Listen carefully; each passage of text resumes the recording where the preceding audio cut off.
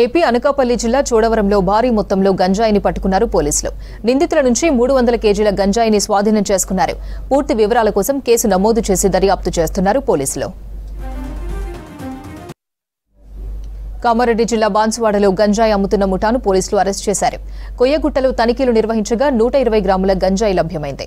బోధన్లో రాకాసిపేటకు చెందిన నస్రీన్ బేగం ఇంట్లో 500 గ్రాముల గంజాయిని పోలీసులు గుర్తించారు. నస్రీన్తో పాటు తన మామ రషీద్, శ్రీకాంత్లను అరెస్ట్ చేశారు. కేసు నమోదు చేసుకుని పోలీసులు దర్యాప్తు చేస్తున్నారు. ముగ్గురిని అరెస్ట్ చేసి రిమాండ్కు తరలించడం జరిగింది.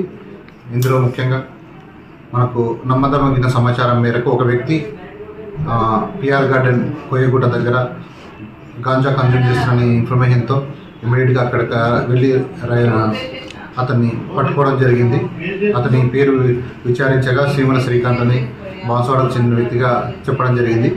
అతని దగ్గర మనకు ఒక 120 గ్రాముల గాంజా దొరకడం జరిగింది.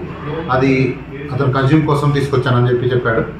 ఇది ఎక్కడి నుంచి తీసుకొని వస్తున్నాడనే ఇన్ఫర్మేషన్ ఆరా తీయగా అతను ఈ బోధనలోని రాకాసిపేట నుంచి తీసుకొస్తున్నట్టు చెప్పాడు. అక్కడ అమ్మే వ్యక్తి పేరు కూడా సమ్మరిన్ బేగం ఎలియాస్ సుమేరా భవన్ అని చెప్పాడు. అతను ఆమె ఇల్లు కూడా చూపిస్తాను మనకు చెప్పడంతో అతను తీసుకొని బోధన వెళ్ళడం జరిగింది. అక్కడ రాకాసిపేటలో ఆమె ఇల్లు చూపించేటప్పుడు ఇంట్లోనే ఉండడం జరిగింది. దాంట్లో ఆమెని ఉమెన్ కానిస్టేబుల్ సమక్షంలో ఆమె మా అధీనంలోకి తీసుకొని విచారించగా తను నిజంగానే అమ్ముతున్నట్టు ఒప్పుకోవడం జరిగింది.